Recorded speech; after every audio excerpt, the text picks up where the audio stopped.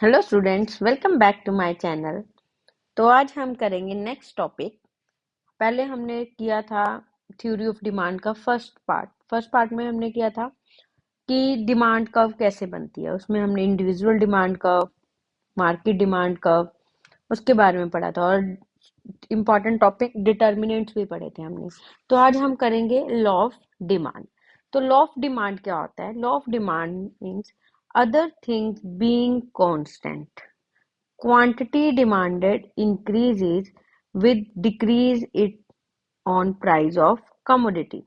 मतलब कि law of demand हमें ये बताता है अगर किसी कमोडिटी के प्राइस बढ़ता है तो क्वांटिटी डिमांडेड क्या हो जाती है? कम हो जाती है।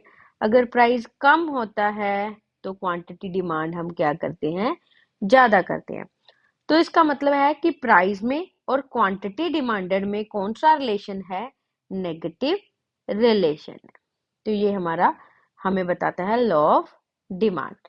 तो लॉ ऑफ डिमांड हमें ये भी बताता है कि other things being constant. Other things being constant का मतलब है जो हमने लास्ट वीडियो में किए थे, price of related goods, income of the consumer, government की पॉलिसी, या फ्यूचर में कोई प्राइस चेंज हो रहे हैं या नहीं हो रहे हैं, वो चीजें सारे हैं हमारे अदर फैक्टर्स। मतलब जो अदर फैक्टर्स है वो सब कांस्टेंट है, तभी ये लॉ ऑफ डिमांड क्या है? काम करेगा। तो हम इसे अब लॉ ऑफ डिमांड में हम क्या करते हैं कि जैसे मान लो प्राइस बढ़ रहा है 1, 2, 3, 4, तो हमारी क्वांटिटी डिमांड क्या होगी? कम होगी। अगर प्राइस हमारा 1 है तो हम 4 चीजें खरीद रहे हैं। अगर प्राइस बढ़ गया हम 3 चीजें खरीद रहे हैं। प्राइस और बढ़ गया हम और क्वांटिटी कम कर रहे हैं। मतलब इससे हमें पता चल रहा है कि दोनों में, प्राइस में और क्वांटिटी डिमांडेड में क्या रिलेशन है? नेगेटिव। सपोज करो प्राइस 1 है, क्वांटिटी डिमांडेड 4 है। प्राइस 2 है, क्वांटिटी डिमांडेड 3 है। प्राइस 3 है, क्वांटिटी डिमांडेड 2 है। प्राइस 4 है तो 1 है। तो ये हमारी डिमांड कर्व बन जाती है। नेक्स्ट है लॉ ऑफ डिमांड में अजम्पशंस। अजम्पशंस वही है जो अदर थिंग्स रिमेन कांस्टेंट। क्या क्या चीजें कांस्टेंट होती हैं? लोगों के टेस्ट एंड प्रेफरेंस चेंज नहीं होने चाहिए। अगर लोगों को कोई चीज अच्छी लगने लगती है तो वो फिर प्राइस की नहीं देखते हैं कि हमें प्राइस ज्यादा देना है, वो दे देते हैं। इसलिए हम पहले ही अज्यूम करके चलते हैं कि टेस्ट एंड जो प्रेफरेंस है वो कांस्टेंट है। लोगों की इनकम में भी चेंज नहीं होना चाहिए। अगर लोगों की इनकम बढ़ जाएगी तो हम ज्यादा चीजें खरीदेंगे। There is the price of related good do not change. Related goods का मतलब दो तरह की चीजें हैं जो हमारी, एक तो सब्स्टिट्यूट गुड, दूसरी है हमारी कंप्लीमेंट्री गुड, जो हमने लास्ट वीडियो में भी किया था डिटर्मिनेंट। अगर इन सब्स्टिट्यूट गुड जैसे टी एंड कॉफी है, अगर एक गुड के प्राइस में चेंज होता है तो दूसरी गुड के डिमांड में चेंज हो जाता है। तो इसी वजह से हम अज्यूम करके चलते हैं लॉ ऑफ डिमांड में कि इन दोनों के प्राइस में चेंज नहीं होगा। फिर नेक्स्ट है कि कंज्यूमर ये भी एक्सपेक्ट करके चले, consumer do not expect any significant change in the availability of the commodity in the near future. कि कंज्यूमर ये मान के चलेगा जो चीज अवेलेबल है वो मतलब उतनी है, मतलब ना तो उसकी कम हो रही है ना ही वो ज्यादा अवेलेबल हो रही है, क्योंकि फ्यूचर में अज्यूम करके चलता है कि वो कांस्टेंट ही है। देन है why does demand curve slope downward. +2 class के लिए मोस्ट इंपॉर्टेंट क्वेश्चन है फॉर 6 मार्क्स। 6 मार्क्स में ये क्वेश्चन बहुत बाहर आता है कि जो डिमांड कर्व है हमारी, हमने अभी बनाई थी इसमें, कि हमारी ये डिमांड कर्व क्यों नेगेटिव स्लोप है। इसका रीजन क्या है हमने ये पढ़ना है। तो फर्स्ट रीजन है मार्जिनल यूटिलिटी, मतलब डिमिनिशिंग मार्जिनल यूटिलिटी। हमने लो पढ़ा है, मतलब पढ़ेंगे इन फ्यूचर हम ये करेंगे, बट मैंने इसके एमसीक्यू जरूर करवाए थे। तो ये लॉ हमें क्या बताता है कि जैसे जैसे कोई चीज, मतलब as a according to this law, as consumption of commodity increases, हम किसी भी कमोडिटी की अगर कंजम्पशन को बढ़ाते हैं तो उससे मिलने वाली जो मार्जिनल यूटिलिटी होती है ना, वो कम होने लग जाती है। तो इसका मतलब यही है कि डिमांड है। अब डिमांड वाला मैं इस डायग्राम पे जाती हूँ। हमें पता है कि अगर हम एक चीज लेंगे, दो लेंगे, तीन लेंगे, चार लेंगे, अगर हम किसी चीज की क्वांटिटी एक से दो, दो से तीन, तीन से चार ऐसे जाएंगे, तो उससे मिलने वाली हमें क्वांटिटी, हमें यूटिलिटी क्या आएगी, कम होती जाएगी। तो इसका मतलब यही है, अगर हमने ज्यादा चीजें खरीदनी है तो हम कम प्राइस देना पसंद करेंगे। क्यों? क्योंकि हमें पता है कि उससे मार्जिन यूटिलिटी हमें कम मिलेगी, तो इस वजह से हम उसके प्राइस कम पे करना पसंद करें। सेकंड पॉइंट है इनकम इफेक्ट। इनकम इफेक्ट का मतलब है रियल इनकम से। Income effect refer to the effect on a quantity demanded when real income of the buyer changes on the change in price of commodity। मतलब जैसे हमें पता है कि मान लो हमारे इसमें क्या है ना, हमारी रियल इनकम इफेक्ट में हमें इनकम इनकम इफेक्ट में हमें क्या है कि जैसे मान लो कि हमारी इनकम जो मनी इनकम है, हमारी मनी इनकम 100 रुपीज ही है, ठीक है, वो चेंज नहीं हो रही है। इसमें हम रियल इनकम की बात करेंगे। सपोज करो किसी कमोडिटी का जो प्राइस है वो 10 रुपये है, हमें पता है प्राइस 10 रुपये है, तो हम कितनी चीज खरीद सकते हैं उससे, हम 10 चीजें खरीद सकते हैं। अब हमारी मनी इनकम तो 100 रुपये है, बट हमारा प्राइस चेंज हो गया। अब मान लेते हैं कि प्राइस क्या हो गया, बढ़ गया। प्राइस बढ़ के कितना हो गया, 20 रुपये हो गया। अब हमें पता है कि हमारे पास 100 रुपये ही है, प्राइस उस चीज का 10 से 20 हो गया, तो हमारी क्वांटिटी क्या हो जाएगी, 5 हो जाएगी। इससे हमें क्या पता चला कि अगर प्राइस बढ़ जाता है तो हमारी जो रियल इनकम है वो हमारी क्या हो जाती है, कम हो जाती है। अगर प्राइस कम हो जाता है तो हमारी रियल इनकम क्या हो जाती है, बढ़ जाती है। इसमें हम रियल इनकम की बात करते हैं इनकम इफेक्ट में। Third point substitution effect.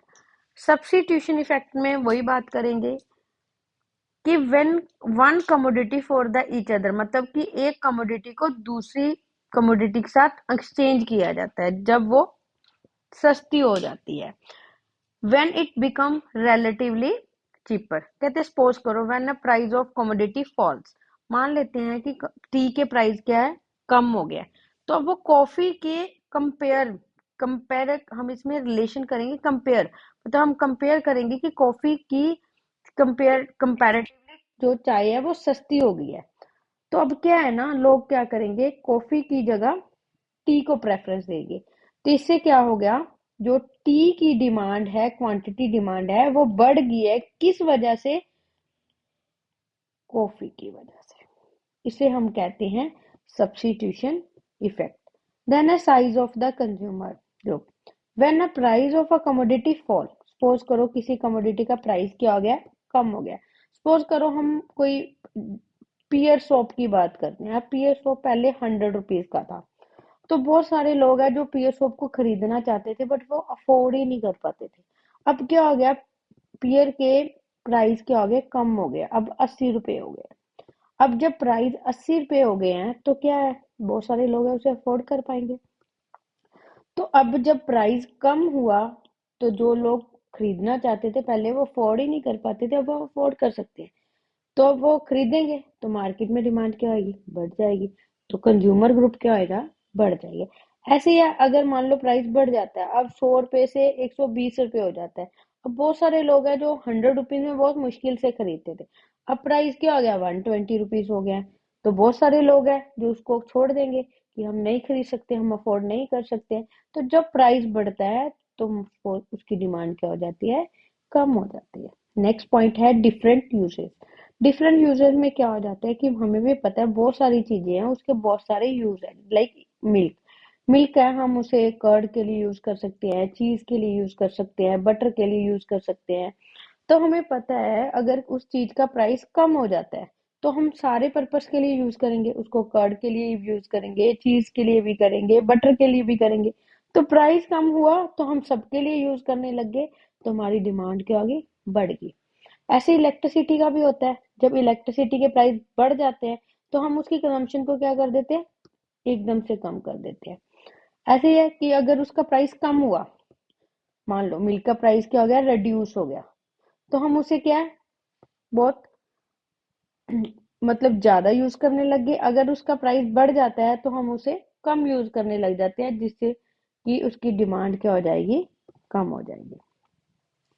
Then exception of the law of demand. Exception का क्या मतलब है, जहाँ हमारा लॉ ऑफ डिमांड क्या हो जाता है, फेल हो जाता है। मतलब हमारा लॉ ऑफ डिमांड तो हमें यही बताता है कि प्राइस बढ़ता है तो क्वांटिटी डिमांडेड कम हो जाती है, लॉ ऑफ डिमांड हमें यही बताता है। बट एक्सेप्शन में क्या हो जाता है कि प्राइस बढ़ने पे डिमांड क्या है, बढ़ती है, और प्राइस कम होने पे डिमांड क्या हो जाती है, कम हो जाती है। तो this is the exception of the law of demand. इसमें है कि whose demand expand with their price rises। मतलब कि अगर कमोडिटी का प्राइस क्या है, बढ़ जाते हैं तो हमारी डिमांड भी क्या हो जाती है, एक्सपैंड हो जाती है। अगर प्राइस कम हो जाते हैं तो हमारी डिमांड भी क्या हो जाती है, कॉन्ट्रैक्ट हो जाती है। तो इसमें हमारी जो स्लोप है वो अपवर्ड बनती है। तो मैं आप लोगों को इसकी स्लोप भी बना के दिखा देती हूँ। स्लोप में क्या है कि ये प्राइस है, ये क्वांटिटी डिमांडेड है, इसमें प्राइस कम था तो डिमांड कम हो रही थी। अगर प्राइस बढ़ गया, P1 हो गया, तो हमारी डिमांड भी क्या होगी, बढ़ तो हमारी डिमांड कर्व की है पॉजिटिव स्लो बजाते। This is the case of exceptions. तो इसका फर्स्ट पॉइंट है आर्टिकल ऑफ डिस्टिंक्शन। ये जो मतलब कंसेप्ट है हमारे प्रोफेसर वेबलन ने दिया था। उन्होंने बताया था कई चीजें होती हैं जो बहुत महंगी लग्जरी चीजें होती हैं, जो अमीर लोग हैं वो अपना स्टेटस दूसरों लोगों से अलग दिखाना चाहते हैं, तो वो उस चीज को खरीदते हैं जिसका प्राइस क्या होता है, ज्यादा होता है। वो प्राइस ज्यादा होता है तो उस चीज की डिमांड क्या होती है, ज्यादा करते हैं। अगर उसका प्राइस कम हो जाता है, वो सोचते हैं तो सब लोग खरीद लेंगे, तो वो उस चीज की डिमांड नहीं करते, कम करते हैं। देन है गिफन गुड्स। गिफन गुड्स क्या होते हैं, हाईली इंफीरियर गुड्स होती हैं। मान लो ये है इंफीरियर गुड्स, हमें पता है इंफीरियर गुड्स का इनकम के साथ क्या होता है, नेगेटिव रिलेशन होता है ना। ऐसे गिफन गुड्स का इनकम के साथ तो नेगेटिव रिलेशन होता है, ये होती है हाईली इंफीरियर, जो इंफीरियर का ही पार्ट होती हैं। इसमें क्या होता है ना, जब प्राइस बढ़ता है तब इनकी डिमांड क्या हो जाती है, बढ़ जाती है। जब इनका प्राइस कम होता है तो इनकी डिमांड कम हो जाती है। तो इनको गिफन पैराडॉक्स भी बोलते हैं। नेक्स्ट हमारा पॉइंट है third, irrational judgement. Irrational judgement का मतलब है लॉ ऑफ डिमांड फेल्स आएगा यहाँ कि व्हेन कंज्यूमर जज the quality of the commodity bye it's price. मतलब कि जब लोग उसकी क्वालिटी को उसके प्राइस के साथ करते हैं, कि अगर किसी चीज का प्राइस ज्यादा है तो उसकी क्वालिटी क्या होती है, बढ़िया होती है, तो वो ज्यादा डिमांड करते हैं। अगर किसी चीज का प्राइस कम हो गया, उसकी क्वालिटी को कहेंगे इसकी तो क्वालिटी अच्छी नहीं है, तो उसकी डिमांड भी वो कम करेंगे। तो इस तरीके से हमारा जो ये टॉपिक है, इसमें आज हमने क्या क्या किया, लॉ ऑफ डिमांड किया। लॉ ऑफ डिमांड के हमने वाइडस डिमांड का स्लोप डाउनवर्ड किया, इसमें हमने 4-5 पॉइंट किए। फिर हमने इसमें एक्सेप्शन किए। तो ये क्वेश्चन है जो 6 मार्क्स के लिए मोस्ट ऑफ टाइम +2 क्लास में आता है। अगर आपको इस टॉपिक में कुछ समझना है, कुछ समझ नहीं आया, तो आप लोग कमेंट कर सकते हो। आगे आपने कौन से टॉपिक पे वीडियो चाहते हो, आप वो भी कमेंट कर सकते हो।